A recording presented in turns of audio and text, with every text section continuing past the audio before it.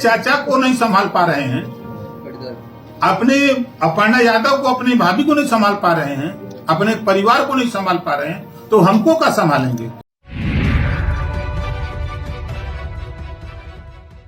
नमस्कार, इन खबर में आपका स्वागत है। सुभाषपा प्रमुख कल जौनपुर में थे और वहीं से उन्होंने अखिलेश यादव पे हमला किया।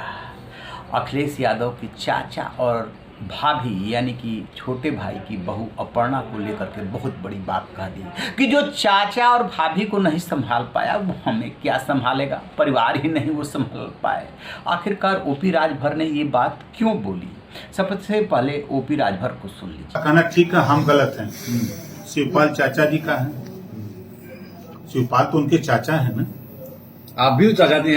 नहीं, हम तो वे चाचा थे, हम दूसरे चाचा हैं, मानने वाले चाचा हैं। वो तो उनके सगे चाचा हैं और सगे चाचा को नहीं संभाल पा रहे हैं, अपने अपर्णा यादव को, अपनी भाभी को नहीं संभाल पा रहे हैं, अपने परिवार को नहीं संभाल पा रहे हैं, तो हमको क्या संभालेंगे। ये अकेले कोई पार्टी सरकार नहीं बना सकती, हमको भी कहीं न कहीं गठबंधन करना है। हमारा प्रयास सभी विधायकों से बात कर लेते हैं, इनकी राय ले लेते हैं, पार्टी के नेताओं की राय ले लेते हैं, हमारी अपनी राय है, कुछ लोगों के भी सलाह आ रहे हैं कि बात हम लोगों को बहुजन समाज पार्टी से करनी चाहिए। हमने कहा ठीक है, मीटिंग वूटिंग करके चलते हैं, तो फिर एक दिन फोन तोन करेंगे, बतियाएंगे, चले। तो जैसा कि आपने सुना, उन्होंने तीखा तंज कसा है, कमजोर नस पे हाथ रखा है। अब बताते हैं कि ओपी राजभर क्यों ऐसा बोले। दरअसल है क्या कि जिस तरीके से ओपी राजभर और चाचा शिवपाल राष्ट्रपति चुनाव में द्रौपदी मुर्मू के साथ चले गए, एनडीए कैंडिडेट के साथ चले गए और लगातार बयानबाजी कर रहे थे, उसके बाद अखिलेश यादव जिद्दी स्वभाव का, उन्होंने ठान लिया था कि दोनों को जवाब दूंगा और तगड़ा जवाब दूंगा। लिहाजा उन्होंने कार्यालय सचिव से पत्र जारी करा करके दोनों को कह दिया कि अब जाने के लिए स्वतंत्र हो। अब सोचिए, दोनों बड़े नेता हैं और दोनों को यदि समाजवादी पार्टी चिट्ठी जारी करके एक पदाधिकारी से ऐसे करती है, इसका मतलब साफ है कि आप अपनी हैसियत में रहिए, मेरे लिए आपकी यही औकात है। तो जो अखिलेश यादव ने चिढ़ाया उसी का जवाब दिया ओपी राजभर ने।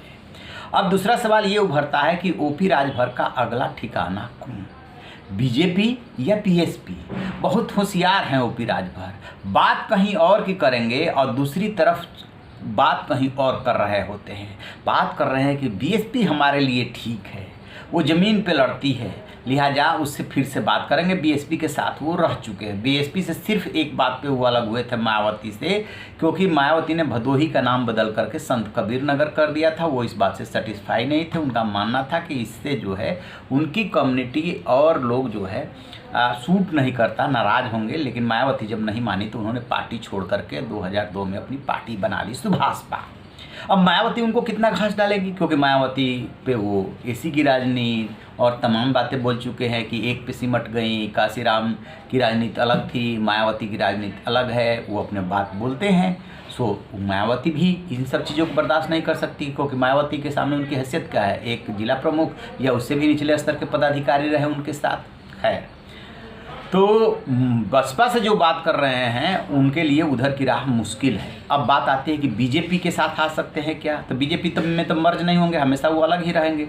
अलग रहेंगे तो क्या बीजेपी उन्हें साथ जोड़ना चाहेगी? दरअसल बीजेपी ये तो चाहती है कि ओपी राजभर योगी कैबिनेट में आ जाएं और 2024 की तैयारी की जाए, लेकिन इसमें जो है योगी को सबसे बड़ी दिक्कत है कि ओपी राजभर जो है विश्वसनीय नहीं है, कब क्या बोल देंगे, कब सरकार को संकट में डाल देंगे, कुछ भी नहीं पता। एक बात, दूसरी बात को उनके साथ अब्बास अंसारी हैं जो मुख्तार अंसारी के बेटे हैं। माफिया डॉन मुख्तार अंसारी पिछले कई सालों से जेल में बंद है और योगी सरकार ने उनको बहुत सख्त संदेश दिया है कि माफ़ी नाम की कोई चीज़ नहीं है आपके लिए। तो क्या अब्बास अंसारी को लेकर के बीजेपी से गठबंधन करेंगे तो फिर मैसेज क्या जाएगा? हालांकि राजनीति में कुछ भी संभव है।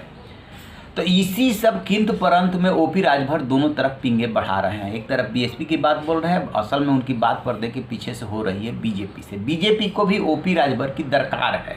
2024 का लक्ष्य सामने है, आम चुनाव सामने है और 2022 के विधानसभा चुनाव में ओपी राजभर ने साफ संकेत दे दिया है कि 18 सीटों पर लड़े, 6 सीटों पर जीते, लेकिन बीजेपी को कई सीटों पर हरा जरूर दिया। बीजेपी के साथ जब वो लड़े थे तो 8 सीटों पर लड़े थे और 4 सीटों पर जीते थे। बीजेपी भी उनकी जो है ताकत का एहसास कर रही है कि ये हमको हरा जरूर देंगे, अपने खुद जीते या ना जीते, क्योंकि 8 से 10 जिलों में राजभर का ठीक ठाक वोट है।